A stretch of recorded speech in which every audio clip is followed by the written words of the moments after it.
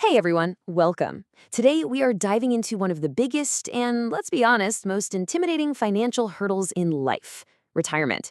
We're going to be using these simple, super powerful ideas from Noel Whittaker's work to draw a clear map through what can really feel like a dense, confusing financial jungle. Okay, so let's just start right here. This metaphor is perfect, isn't it? It just perfectly captures that feeling of being lost, tangled up in all these complicated choices, with paths going everywhere and hidden dangers you can't see. It's a powerful way to put it, because for so many of us, that's exactly what planning for the future feels like. And this is what that jungle is made of. It's just this constant barrage of questions. Every single one of these is a huge decision with a really long-term consequences. And when you see them all laid out like this, yeah, it's easy to just feel completely swamped. I mean, where do you even start? Well, you start with a map. And that's what we've got today. We're going to walk through the simple math of money, look at your investment toolkit, talk about the psychological traps you have to avoid, and then finally get to the real goal, what he calls the years of fulfillment. So let's get into the absolute foundation of all of this. Forget about complex charts and trying to predict the market for a second. The single most powerful tool you have, the one that's going to do all the heavy lifting for you, is just the simple but kind of magical math of money. When you boil it all down, money really only comes from three places. There's you working for it, there's your money working for you, and then there's welfare. Now, the moment you decide to stop that first one, working, you're left relying completely on the other two. And let's face it, with welfare being a big question mark down the road, making sure your money is working its tail off for you becomes absolutely critical.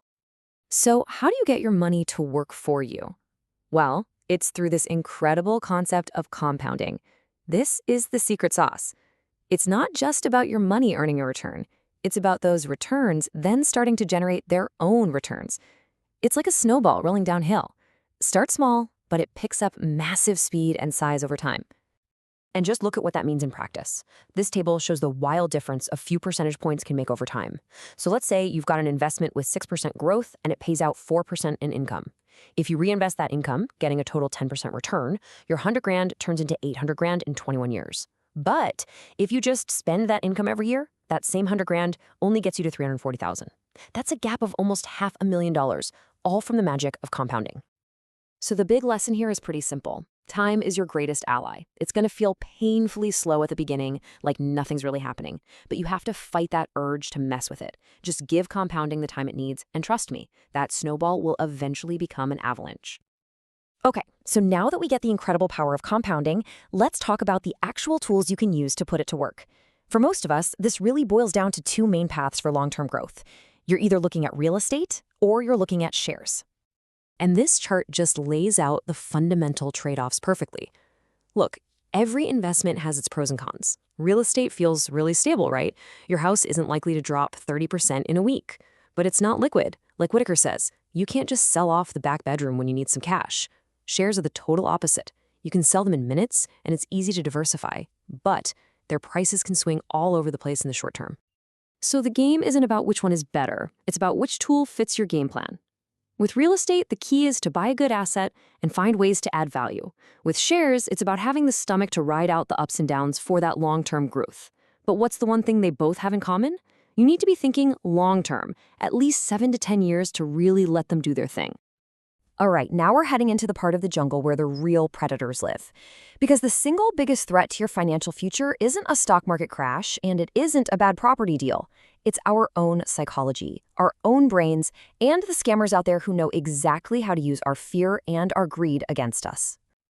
Now, it's so easy to sit there and think, oh, that would never happen to me.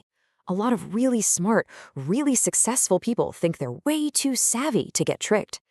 But let's look at a real-life example that shows just how easy it is to fall into a very convincing trap. So this was a time when bank interest rates were sitting around 8%. And then this offer from a company called the Waddle Group comes along. 50% a year paid monthly. I mean, it just screams this is not real, right? But that promise of life-changing money, that's a powerful, powerful lure, and it can just short-circuit all of our logical thinking. And here's the damage: $130 million. That's how much nearly 3,000 investors lost. And we're not talking about naive people here. The list of victims actually included members of the Australian Federal Police. It was just a classic Ponzi scheme, using new investors' money to pay fake returns to the early ones, which makes it look successful right up until the moment it all comes crashing down.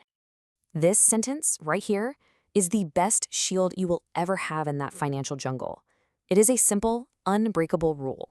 Before you even start looking at the numbers or listening to a sales pitch, just run the offer through this filter. I guarantee you it will protect your money better than any complicated financial strategy ever could. So we've figured out the math, we've looked at the tools, and we've learned how to spot the predators.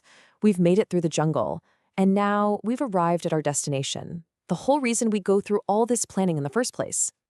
Because the end goal here isn't just about piling up a bunch of money.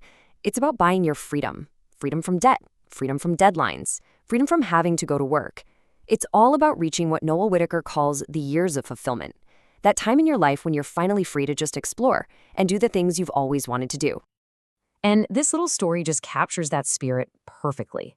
It connects all this financial security stuff to something deeper, vitality and a sense of purpose. So on his 88th birthday, Clint Eastwood was getting ready to start shooting a new movie. And the singer Toby Keith asked him, what's your secret? How do you keep going like this?